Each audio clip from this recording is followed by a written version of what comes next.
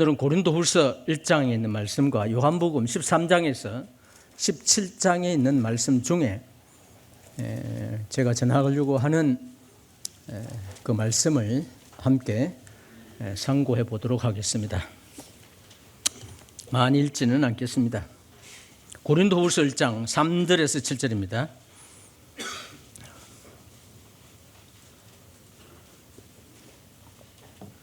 찾으셨어요?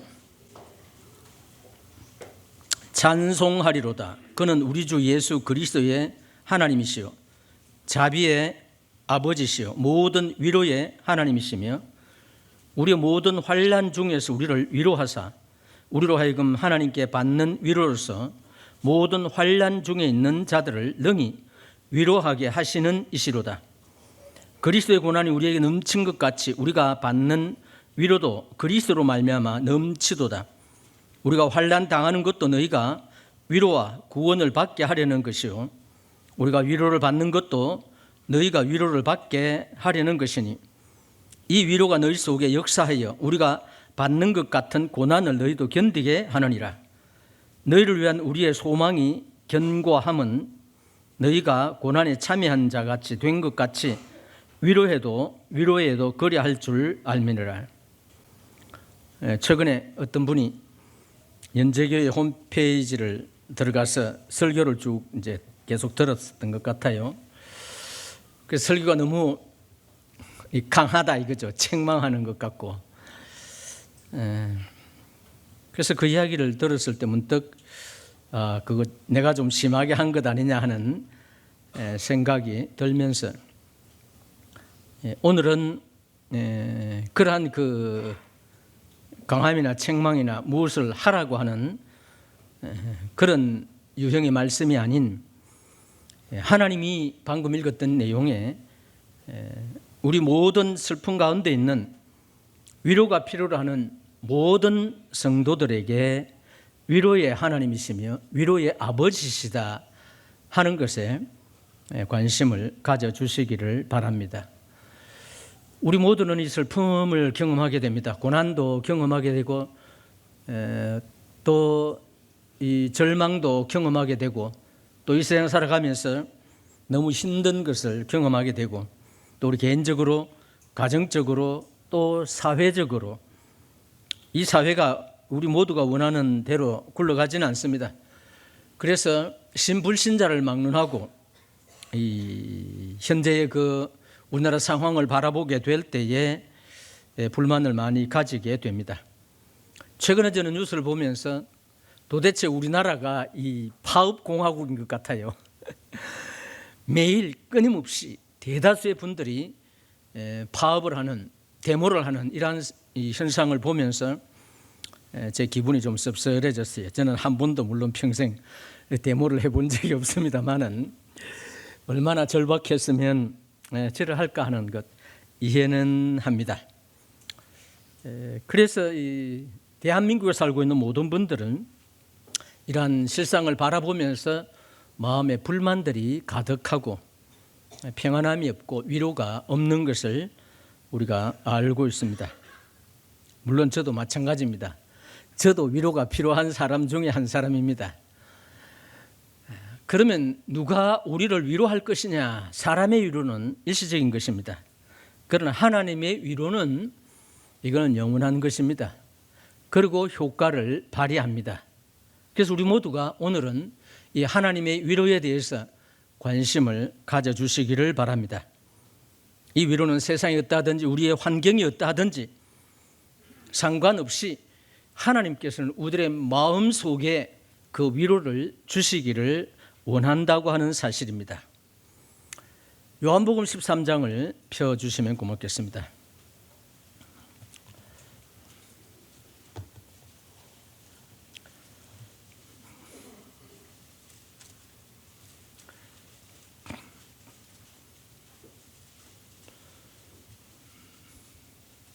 우리는 가끔 그 2조 실록 중에 왕이 통치하신 그 시절에 왕들이 죽기 전에 유언을 남기는 유지를 받드는 그런 광경을 보게 될 때에 태자가 세워졌음에도 임금이 갑자기 성하시게 되면 도대체 누구에게 이 임금의 자리를 물려주느냐. 간신들이 옆에서 임금의 요구가 있음에도 불구하고 그것을 뒤집어 엎는, 심지어 그 유서까지 바꾸치게 하는 그러한 것을 보게 됩니다. 갑자기 그 솔로몬이 생각이 났어요. 다윗이 이 죽음 직전에 있었을 때에 선지자하고 그 바세바가 왕에게 찾아갑니다. 왕이요, 왕의 아들 중에 하나가 지금 반역을 해서 왕을 스스로 왕이 되고 또 그걸 추종하는 수많은, 심지어 그 중에 다윗의 이 충성스러운 그 신하들도 그곳에 가서 당신은 우리들의 왕입니다라고 하는 그 광경을 보고 이래서는 안 되겠다 해서 이 늙은 이 다윗에게 찾아갑니다. 그는 움직이지도 못합니다. 누워서. 당신이 약속한 대로 솔로몬을 왕으로 세우십시오라고 부탁을 합니다. 그래서 이 다윗이 죽어가는, 꺼져가는 그 의식 속에서 이 솔로몬에게 왕위를 계승하라고 하는 말씀을 남김으로 인해서 솔로몬이 이 근근히 이제 왕이 되는 그 과정을 보게 됩니다. 요한복음 13장에서 27장까지는 우리 주님이 죽으시기 전에 가장 짧은 시간에 마치 유언과 같은 말씀을 하신 것입니다. 우리는 우리의 부모님이 돌아가시게 될 때에, 또 가까운 분이 돌아가시게 될 때에 어떤 유언을 하셨느냐 하는 관심을 많이 가집니다. 뭐 특별한 경우가 아니면 특별한 유언을 잘 남기지는 않습니다. 그러나 유언을 남기게 되면 그 유언이 생각보다 효력을 많이 발생하는 것을 보게 됩니다.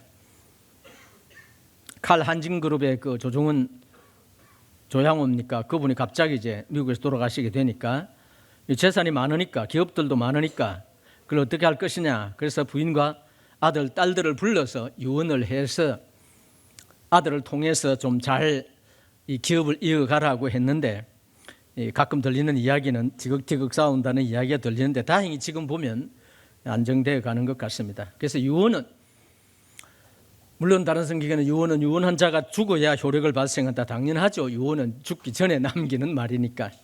주님이 남기신 이 유언의 말씀은 대단히 중요하다 하는 것을 제가 말씀을 드리고 싶습니다. 그러면 주님의 그 유언 중에 상당히 많은 부분을 우리에게 약속을 해 주셨지만은 대표적인 몇 가지를 들어서 함께 상고해 보기를 원합니다. 13장 1절입니다. 유월절 전에 예수께서 자기가 세상을 떠나 아버지께로 돌아가실 때가 이런 줄 아시고 세상에 있는 자기 사람들을 사랑하시되 뭐라고요? 끝까지 사랑하시니라.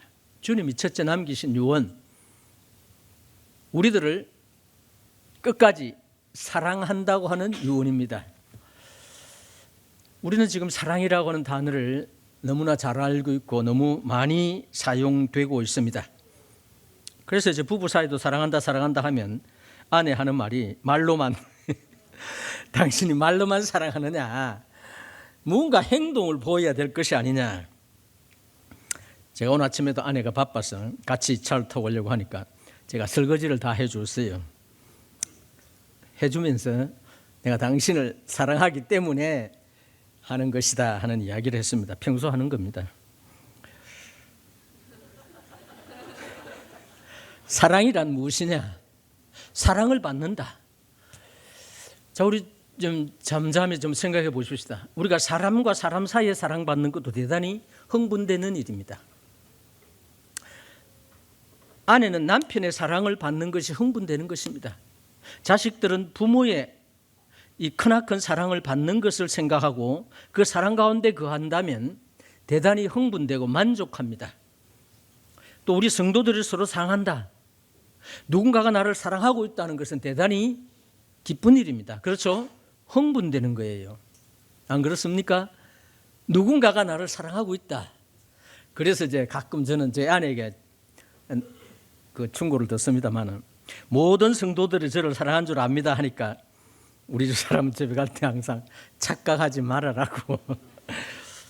착각일지라도 모든 성도들이 저를 사랑한다고 항상 생각을 해왔기 때문에 지금까지 줄기차게 앞으로도, 그러면 저는 기분이 좋은 거예요.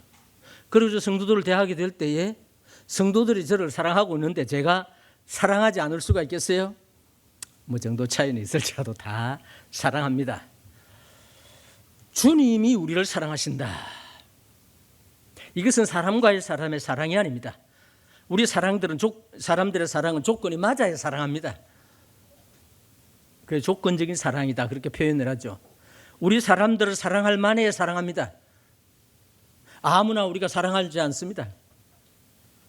원수를 주님은 사랑하라 했는데 솔직히 말해서 사랑 못합니다. 그렇죠? 이것이 인간의 사랑입니다. 그러나 주님은 우리의 형편과 처지가 어떠하든 상관없이 어떻게 하신다고요? 우리를 사랑하신다는 것입니다. 요한복음 13장 34절 35절에 보면은 너희가 서로 사랑하라. 내가 너희를 사랑한 것 같이 너희도 새 계명을 너희에게 주노니 서로 사랑하라. 내가 너희를 사랑한 것 같이 너희도 서로 사랑하라. 너희가 서로 사랑하면 이로써 모든 사람이 너희가 내 제자인 줄 알리라. 지금 사랑하라고 말씀드리는 게 아니고 하나님께서 지금 우리를 사랑하고 계시다는 데 초점을 맞추시기를 바랍니다. 스바냐 3장 17절에 보면은 하나님께서 우리를 인하여 기쁨을 여기지 못하여 하시며 우리를 어떻게 한다고요? 잠잠히 사랑하신다. 이스라엘 백성들은 하나님의 사랑을 받을 만한 삶을 산 것이 아닙니다. 구약을 보면 심지어 짧은 그 광야 40년 동안에도 끊임없이 그들은 하나님을 원망하고 불평하고 심지어 모세를 자기 마음에 안 든다고 돌로 치려고도 합니다. 이것이 계속해서 반복이 됩니다. 역대기를 보게 되면 이 이스라엘 그 왕들이 제대로 된 왕들이 없어요. 물론 남유다는 그래도 하나님을 사랑하는 착한 왕들이 나는데 북이스라엘은 한 사람이 있어요? 없어요?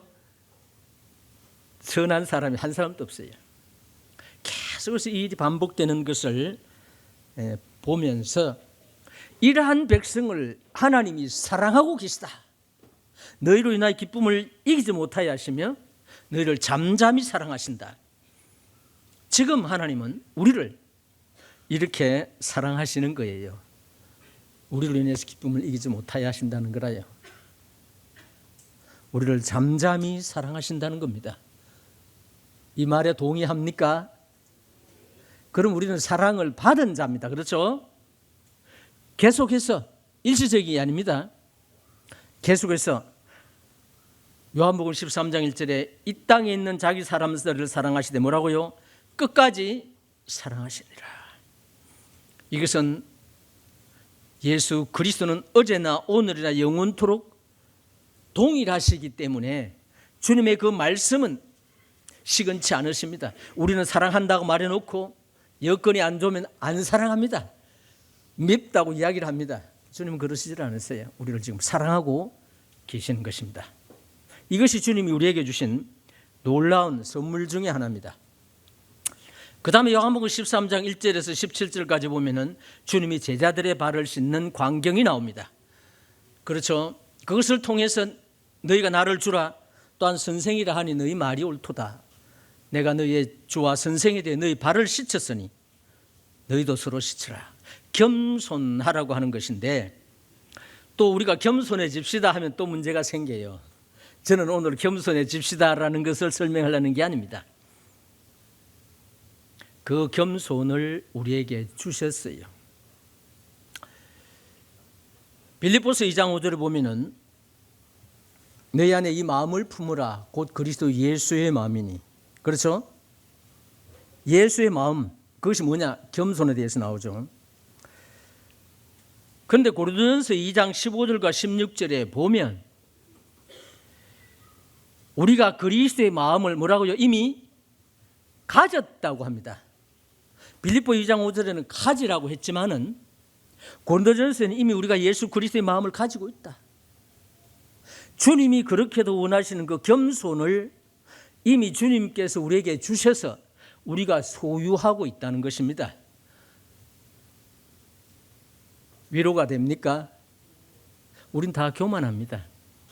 그럼에도 불구하고 주님은 우리를 끝까지 사랑하셔서, 물론 베드로전서 5장 5절 같은 데서는 하나님께서는 야고보 4장 6절에도 겸손한 자에게 은혜를 주신다, 이런 말씀들이 있어요.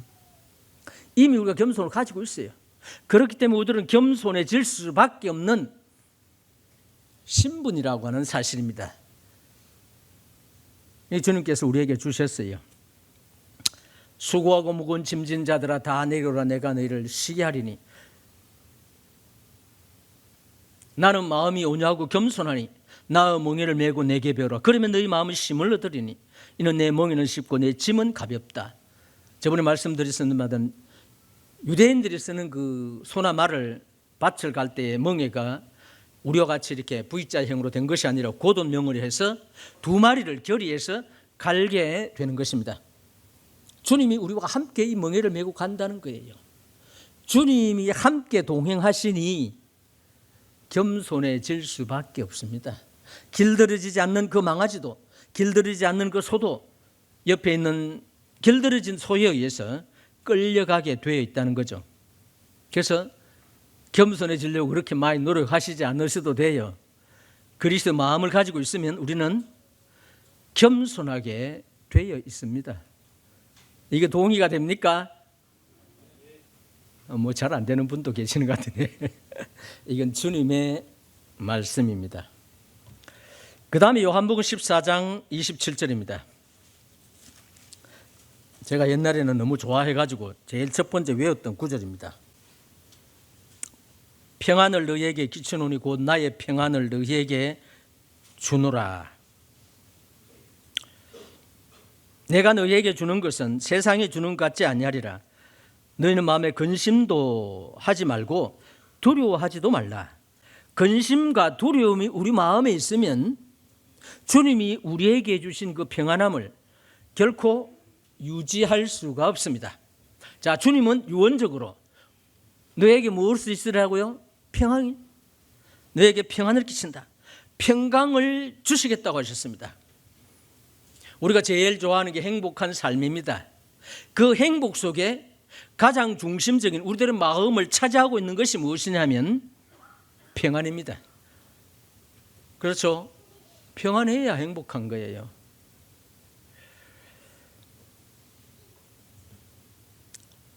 빌립보서 4장 6절 7절에 보면 아무것도 염려하지 말고 오직 모든 일에 기도와 간구로 너희 구할 것을 감사함으로 하나님께 하리라. 그래하면 모든 지각에 뛰어난 하나님의 무엇이요? 평강이 그리스도 예수 안에서 너희 마음과 생각을 어떻게 한다고요? 지키신다. 얼마나 놀라운 약속입니까? 그냥 우리가 필요한 것을 아뢰기만 하면 꼭 우리가 필요한 그것을 다 들어주시겠다는 것이 아닙니다. 그것을 필요로 하는 우리들의 마음의 공고함을 채워주는 것이 하나 있습니다. 그것이 무엇입니까? 우리 마음의 평안함입니다. 모든 지각에 뛰어난 하나님의 평강이 그리스도 예수 안에서 내 마음과 생각을 지키시리라. 얼마나 놀라운 것입니까? 우리는 언제든지 어느 장소에 기도할 수가 있어요.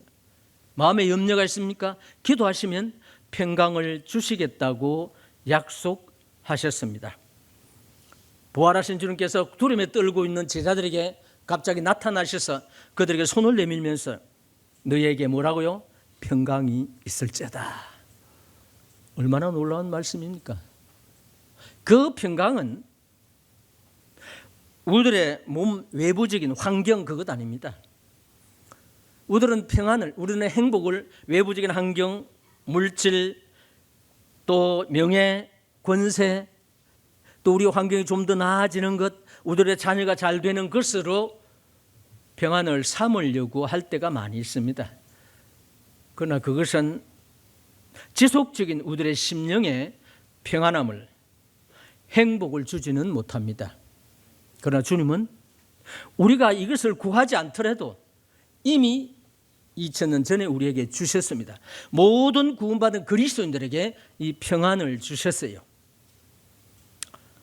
이 일에 동의합니까? 아멘 소리가 시원찮네요. 그 다음 기쁨을 주셨어요. 요한복음 15장 11절과 17장 13절 한번 보시겠습니다. 요한복음 15장 11절. 내가 이것을 너희에게 이름은 내 기쁨이 너희 안에 있어 너희 기쁨을 충만하게 하려 함이라. 17장 13절에도 보면 주님이 이것은 기도하는 내용이죠. 지금 내가 아버지께 가오니 내가 세상에서 이 말을 하옵는 것은 그들로 내 기쁨을 그들 안에 충만히 가지게 하려 함이라. 기쁨이 있어야 평안하죠. 그렇죠? 기뻐한다, 즐거워한다. 이것은 우리의 심령 속에 평안함이 있을 때 가능해지는 것입니다. 그런데 놀라운 것은 주님이 평안을 그리고 기쁨을 이미 우리에게 주셨어요.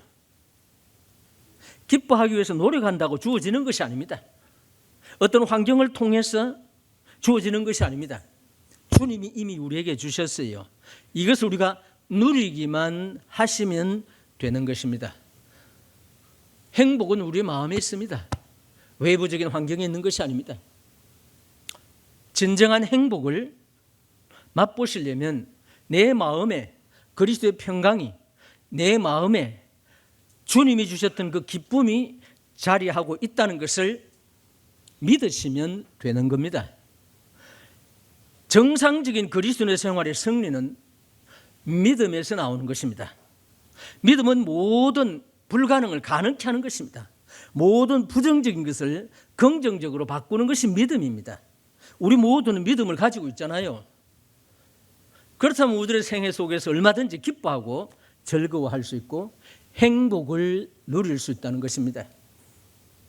행복하십니까? 누가 이렇게 묻는다면 저는 행복합니다. 제 환경이 아닙니다. 사랑스러운 아내 아닙니다. 잘 되는 자식 아닙니다. 눈에 넣어도 안 아프는 손자가 있어서 아닙니다.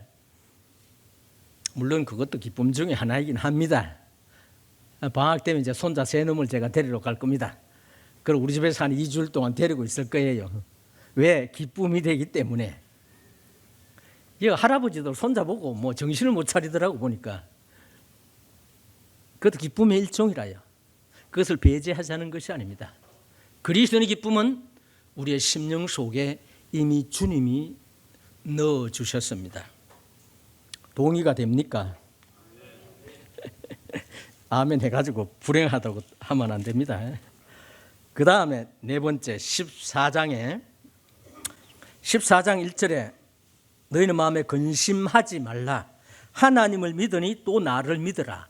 왜 근심하지 말라 그랬습니까? 왜? 우리의 처소를 주님이 예배하러 가셨어요. 지금 하늘나라에서 주님은 우리를 처소를 예배하고 계십니다. 주님이 목수 기술이 없어가지고 지금까지 계속해서 만든다는 그런 의미는 아닙니다. 때가 되면 이방인의 충만한 수가 채워지면 주님은 재림하실 것입니다. 재림에 대한 놀란 소망을 주셨습니다. 우리는 장례식에 참여하게 될 때 통곡하는 많은 사람들을 보게 됩니다. 왜? 다시는 못 만난다고 하는 그러한 절망 가운데 있기 때문입니다. 그러나 그리스도는 어떻습니까? 찬송을 부릅니다. 왜 부릅니까? 만난다는 거죠. 이번에는 사회하던 형님께서 며칠 후 요단강 건너가 만나네 그 찬송을 안 부르시더라고. 나도 어디 있는지 몰라가지고 며칠 후 만난다는 거죠. 며칠 후 어디서? 먼저 간 성도들을 요단강 죽음의 강을 건너서 만난다는 겁니다. 주님이 우리를 위해서 처소를 예비하셨어요. 이것이 우리들의 최고의 희망입니다. 우리 사람에게서 가장 절망적이 뭡니까? 죽음입니다. 의사가 진단했을 때 죄송하지만 암 말기입니다. 손도 못 씁니다. 이제 얼마 살지 못합니다. 라고 말하면 저는 할렐루야 이제 하늘나라 가게 되었습니다. 라고 말하겠어요? 아닙니다. 처음에는 절망합니다. 누구든지. 이게 본능적으로 와요. 그러다 시간이 지나면 어떻게 됩니까? 이것을 받아들입니다. 그리스도인은. 무엇을 받아들입니까? 곧 주님을 만나게 될 것이다. 저는 한 10년 전에 어떤 분의 전화를 받았어요. 대구에 광주에 있는 분, 제가 구미에 있을 때인데 저를 꼭 만나고 싶다. 왜? 자기가 죽기 전에 꼭 당신을 만나고 싶다. 그래서 광주 병원에 가니까 생명장치를 다 하고 위암이 12장을 완전히 막아버렸어요. 수술도 안 되고 음식물도 어떤 것도 먹을 수가 없었어요. 그런데 이분이 죽기 전에 자기 부인이 구원받았기 때문에 70년대에 그 부부가 제가 복음을 전해가지고 구원받았거든요. 다른 아무 생각 안 했는데 아주 몇십 년 만에 제가 생각이 났던가 보죠. 연락이 왔어요. 그분이 잠시 저하고 이야기를 하면서 부인을 신앙생활을 할 수 있도록 의탁을 해서 광주에 있는 어떤 사역하는 형제에게 연락을 하고 그분이 왔습니다. 이분이 이제 죽음을 앞두고 자기 부인한테 어차피 오래 못 살고 생명인자장치를 안 되니까 딱 날짜를 정해놨어요. 죽는 날. 그날 되면 이 못을 빼라. 그때 당시만 해도 이거 임의로 못 빼잖아요. 그 다음에 이미 시체는 그 전남대학 부속병원에 그 의뢰를 했기 때문에 거기서 실험 대상으로 이제 주기로 했어요. 그리고 아무한테도 알지 말고 장례식도 하지 말고 영정 하루만 집에 걸어놓고 말하라고 제 있을 때 그 이야기 하더라고요. 이분은 죽음을 앞두고 준비를 철저하게 했어요. 그리고 하늘나라에 대한 소망, 그리고 그 부인이 혼자 남아있으면 어떻게 신앙생활을 해야 될 것인가 하는 것에 대한 염려가 되었던 것입니다. 저는 그분을 만나고 난 이후로 아주 마음속에 진한 감동이 왔어요. 아, 저것이야말로 죽음을 앞둔 그리스도인의 참모습이다. 죽음을 두려워하지 않더라고요. 이미 자기가 정했어요. 멀리 정한 게 아니고 저를 만나고 아마 일주일 전 같아요. 주님은 우리에게 거처를 준비하셨어요. 이제 곧 갈 것입니다. 연세 많으신 분 희망을 가지세요. 눈만 감으면 잠자는 듯이 자면 바로 주님을 뵙게 될 것입니다. 그 약속을 우리 모두에게 주셨습니다. 젊은 청년들, 학생들, 죽음은 저 멀리 있는 것 같아 보이지만은 죽음은 우리 모두에게 순번대로 오는 것이 아닙니다. 태어날 때는 순번대로 태어나요. 그러나 죽을 때는 어때요? 순서가 있어요, 없어요? 없습니다. 그러나 우리의 준비되어 있다고 하는 사실을 염두에 두시기를 바랍니다. 그 다음에 다섯 번째, 주님이 우리에게 주신 것, 요한복음 14장 16절 17절입니다. 내가 아버지께 구하겠으니 그가 또 다른 보혜사를 너희에게 주사 영원토록 너희와 함께 있게 하리니 그는 진리의 영이라. 세상은 너는 그를 받지 못하나니 이는 그를 보지도 못하고 알지도 못합니다. 그러나 너희는 그를 아나니 그는 너희와 함께 거하시며 또 너희 속에 어떻게 한다고요? 계시겠습니다. 주님이 부활 성천하지 않으면 성령은 내려오시지 않습니다. 그래서 주님이 부활 성천하시고 나서 열흘 만이죠. 40일 계셨고 오순절에 열흘 만에 성령이 사도행전 2장에 강림을 했습니다. 구약시대 때는 선지자들에게 필요한 만큼 필요한 기간 동안만 성령이 임했습니다. 그러나 신약시대 때는 그렇지 않죠. 모든 구원받은 성도들에게 성령을 주셨습니다. 이 성령이 우리 안에 계십니다. 우리로 하여금 하나님의 자녀인 것을 증거합니다. 그리고 우리로 하여금 지속적으로 하나님과 동행할 수 있는, 아니 우리가 그리스도인이라고 하는 이름에 걸맞는 삶을 살아갈 수 있도록 도와주시는 것입니다. 그래서 우리가 성령을 주셨다는 것이죠. 그 다음에 여섯 번째는 요한복음 14장 13절과 14절입니다.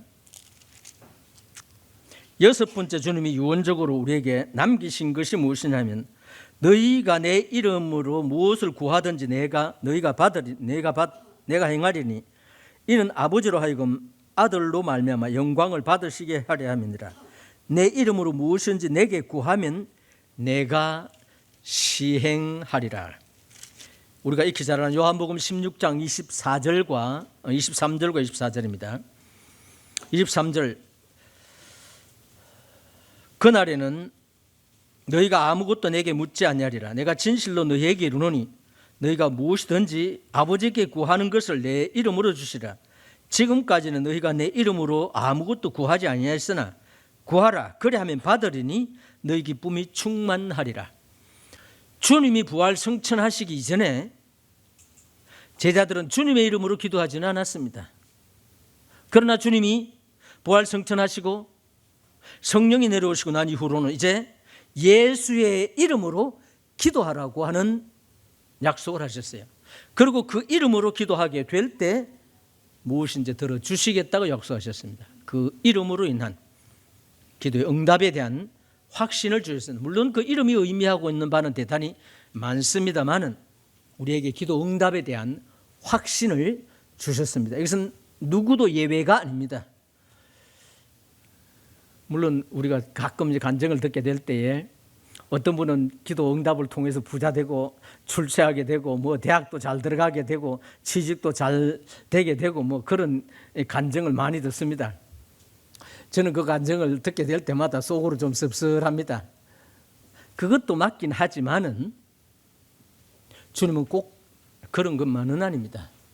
우리가 이 땅을 살아가면서 우리가 필요가 있을 때 주님의 이름으로 구하기만 하면 주님이 들어주시겠다고 하는 것은 그것을 우리가 기도 응답받았다고 해서 자랑할 만한 것이냐? 요한복음 14장과 16장에서 기도에 대해서 말씀하시면서 너희가 내 이름으로 구하면 아버지의 영광을 위해서 그 기도를 어떻게 한다고요? 응답해 주신다는 것입니다. 우리의 자랑거리로 주시지는 않는다는 것이죠. 그 다음에 마지막으로 요한복음 16장 33절입니다.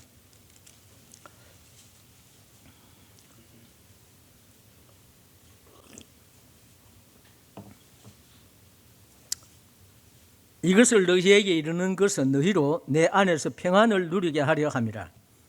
세상에서 너희가 환난을 당하나 담대하라. 내가 세상을 어떻게 했다고요? 이기었노라. 이 승리에 대한 약속. 우리는 이 땅에 믿음의 생활하면서 제일 염려되는 부분이 뭡니까? 승리의 삶을 사는 것입니다. 그렇죠?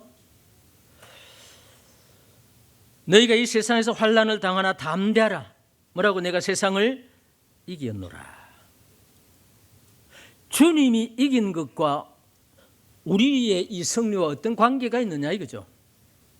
주님의 승리는 곧 우리의 승리라는 것입니다. 우리로 하여금 넉넉히 승리할 수 있도록 도우신다는 거죠. 그래서 요한일서 1장 4절에 보면 우리 안에 계신 이가 세상에 있는 자보다 크다고 하는 것이죠. 그리고 5장 4절과 5절에 하나님께로 난 자마다 세상을 이긴다. 그렇죠? 세상을 이기는 이금은 이것이니 무엇이라고요? 믿음입니다. 주님이 물론 우리에게 믿음도 주셨어요. 결정적인 우리가 승리할 수 있는 것은 우리 안에 성령이 계시기 때문입니다. 이 성령은 우리로 하여금 능히 세상의 모든 유혹도 물리칠 수 있는 힘이 되시는 것입니다. 그것을 주님이 우리에게 거저 선물로 주셨어요. 자, 오늘 대충 7가지 말씀을 드렸습니다만 그 외에도 주님이 주신 것은 너무 많아요. 그러나 주님이 13장에서 17장까지 있는 이 유언적인 말씀 속에 대단히 중요하기 때문에 마지막 고별사로 하신 말씀 중에 우리가 유추해 볼 수 있는 내용을 잠시 상고해 보았습니다. 자, 이 말씀대로라면 우리에게 부족한 것이 있습니까? 있어요? 아직까지 뭐 더 하나님께 받아야 될 뭐 부족한 것이 있어요? 그러면 욕심이 과한 것입니다. 욕심이 잉태한 적 뭐라고요? 죄를 낳고 죄가 장성한 적 사망을 낳느니라. 우리 마음속에 평안함을 빼앗아가는 것은 욕심입니다. 욕심을 버리면 이미 주님이 우리에게 주신 것만으로 충분히 우리는 만족할 수가 있습니다. 행복할 수가 있습니다. 그리고 승리의 삶을 살 수가 있어요. 우리 안에 성령이 계십니다. 이 성령 우리를 지속적으로 위로하십니다. 우리와 함께 동행하십니다. 심지어 주님이 하시는 말씀들을 깨닫게 해주시는 거예요. 보혜사, 우리를 위로해 주시고 보호해 주시고 우리의 대변자가 되어주시는 거예요. 주님 당시에 박해받는 제자들을 향해서 너희가 너희를 박해하는 자들에게 끌려갈 때 미리 무슨 말을 할까 뭐라고요? 연구하지 말아라. 왜? 그때에 누가? 성령께서 너희가 대답할 말을 주시리라. 저는 이 평생을 살아오면서 그 말씀을 굉장히 좋아합니다.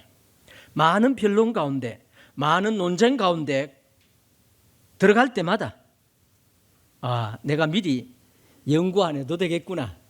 우리 주의 성령께서 나와 함께 계시니까 그때 따라서 충분히 대항할 수 있는 구변을 내게 주시는구나. 물론 구변 그것도 하나님의 은사 중에 하나입니다. 우리가 성령을 의지할 때만이 가능합니다. 그런데 그 성령은 하나님의 말씀에 우리가 깊이 잠기고 하나님의 말씀을 우리가 탐독하고 정독하고 하나님의 말씀에 해박할 때만이 성령은 제대로 기능을 발휘합니다. 이 일에 동의합니까? 동의하셔야 돼요. 하나님의 말씀을 모르고 성령의 인도함을 받겠다 그러면은 이거는 광신자입니다. 미신자예요. 하나님의 말씀이 우리 속에 풍성히 거하게 될 때 대답할 말을 준비할 수가 있는 것입니다. 그런 거로 어떠한 상황의 환경에 있든지 간에 이미 주님이 우리에게 주신 것만으로 우리들은 행복할 수가 있고 여유를 가질 수가 있고 우리는 불행하지 않습니다. 우리는 사랑을 듬뿍 받은 자입니다. 우리 사람은 사회적인 존재입니다. 사회적인 존재라는 것은 우리가 공동체 생활을 하는데 다시 말해 우리가 대한민국 안에 있으니까 대한민국에 있는 모든 사람들과 서로 관계하면서 서로 돕고 도움을 받아가면서 살아가는 것입니다. 우리가 질서를 지키는 것은 우리 자신만을 위한 것이 아닙니다. 우리가 질서를 지키지 않으면 다른 사람을 위해 하게 되는 것입니다. 저는 자동차를 운전합니다마는 왜 우리는 법규를 지킵니까? 이것이 꼭 나 자신만을 위한 게 아닙니다. 그렇죠? 내가 그 법규를 지키지 않고 잘못 운전하게 되면 다른 사람을 다치게 됩니다. 음주운전을 굉장히 단속을 하는데 왜 그러냐? 술 취하면 감각이 떨어지는 것입니다. 그래서 사고가 나게 돼요. 그 사고는 대형 사고가 나게 되어 있습니다. 남을 해치는 거예요. 자기도 해치는 것입니다.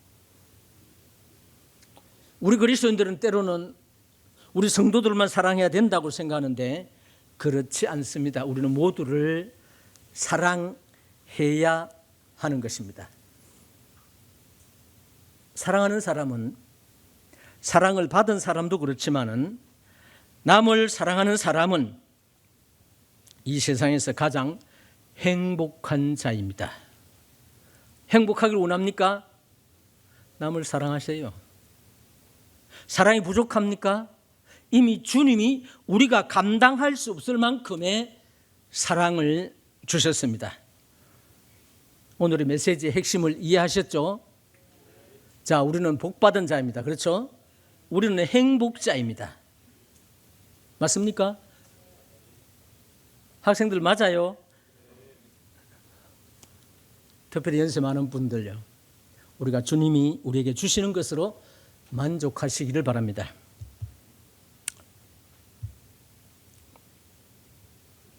시간이 있어서 한 문장을 좀 읽어드리겠습니다. 주는 자가 받는 자보다 복되도다. 록펠러라고 하는 알죠? 석유 재벌 1839년에 태어나서 1937년에 운명한 사람. 록펠러 누군지 알죠?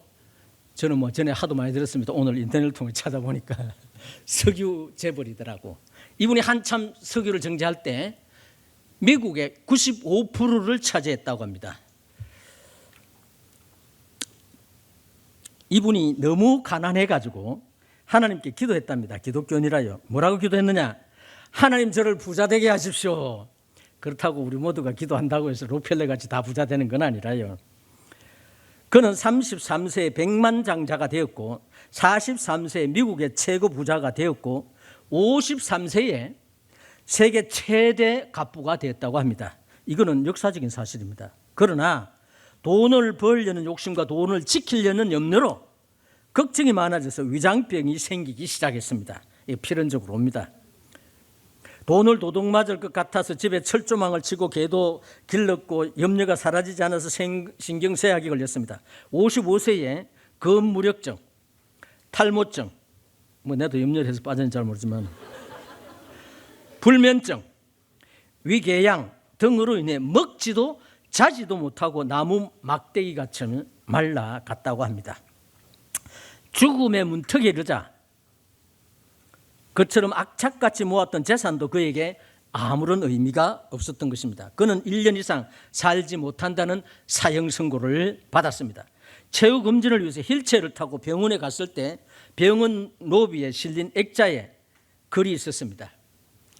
주는 자가 받는 자보다 뭐라고요? 복되도다. 사도행전 20장에 있죠.